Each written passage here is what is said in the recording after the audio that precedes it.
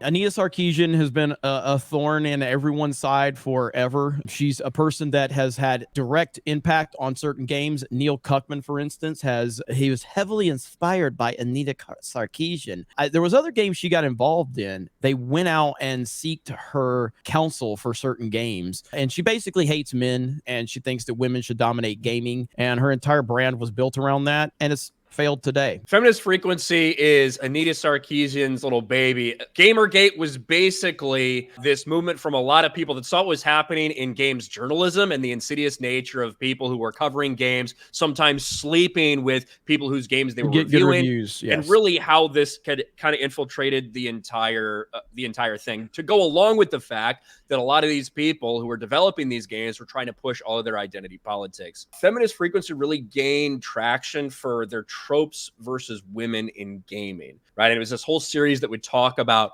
why, whether females were sexualized or they were presented as weak or whatever, this entire argument about why things needed to change in gaming. And despite the fact that gamers pushed back against that and fucking hated her, could not stand her, she got a lot of love from those same people in the media who are also being criticized by that group of people. And it got to the point where this person was despised by gamers, but because they had gaslit these gaming studios into doing something to change the way they portray women, that's when you saw like they had game studios that would have her come and speak to them. She's not involved in like creating the characters and the story arcs, right? But like she's there as like an influence and someone to talk to the developers about what they should think about when they're creating their story, shit like that. You're 100% right on that, but Neil Cuckman himself actually talked about direct inspiration from her. What, direct inspiration from her series, Tropes versus Women in Gaming, not from her.